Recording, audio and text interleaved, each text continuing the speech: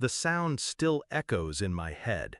Metal crunching, plastic splintering, my daughter's scream cutting through the air as if someone had torn the sky open. And then, my sister's voice. Cold, cruel. That should be a lesson for her. She stood over the broken bike with the hammer dangling from her hand like a trophy. My 6-year-old's eyes were wide, tears streaming down her cheeks. My mother crossed her arms, lips pursed in satisfaction. "You shouldn't have bought it for her," she added. "You spoil her." In that moment, I felt something inside me harden. But I didn't scream. I didn't lunge. I just smiled. Because I knew something they didn't. Their lesson would cost them far more than a bicycle. I wasn't always like this. Once, I wanted my family's approval more than air.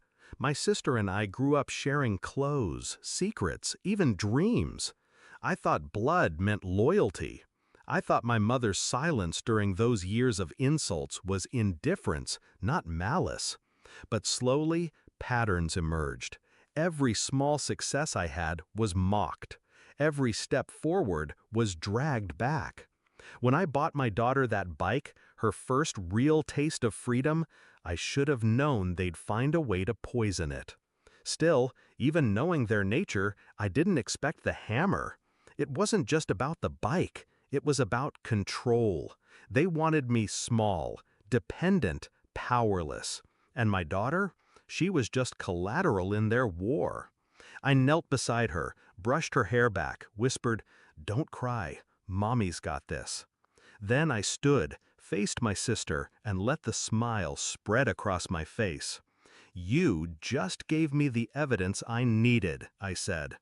Her face drained of color. My mother's arms loosened. For the first time, they looked unsure. They didn't know I had been preparing. Months before, I'd installed cameras around the house, silent witnesses to every sneer, every shove, every whispered scheme against me and my child. They thought their cruelty was invisible. They thought it lived only between walls, only in our memories. They were wrong. That day, the footage was crystal clear. My sister, hammer raised. My mother, complicit. My daughter, screaming. I didn't call the police that night. That would have been too easy, too public. I wanted something quieter, more surgical. I wanted them to feel the slow tightening of the noose, to watch their lives unravel strand by strand. The next morning, I visited a lawyer. Property lines, inheritance documents, custody clauses. I pulled every file, every scrap of leverage. My mother had debts hidden behind her smugness. My sister's husband had no idea of the gambling addiction she funded with borrowed money from our parents' accounts. I fed the truth where it would hurt most. An anonymous tip to her husband. Copies of the videos sent to certain relatives who always doubted my side of the story. Screenshots delivered with perfect timing. I didn't raise my voice. I didn't lift a hand. I just set the pieces on the board and watched them move. The collapse came quicker than I expected. Her husband left within weeks, taking the kids with him. My mother, desperate to shield her favorite, tried to cover the financial holes, only to expose her own fraud in the process. Neighbors began whispering, relatives stopped calling, and every time my sister tried to blame me, people asked the same question.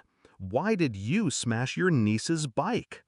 The hammer became her symbol, a single act she could never wash away.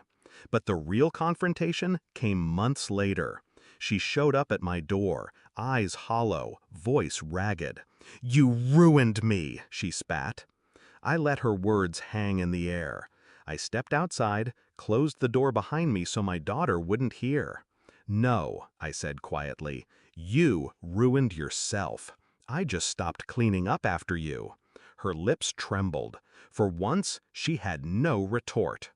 Now, my daughter rides a new bike down the street, her laughter trailing behind her like sunlight. Every pedal forward is proof that I chose differently, that I broke the cycle they tried to chain me to. And when I think back to that day, when the hammer fell and their laughter burned, I don't feel anger anymore.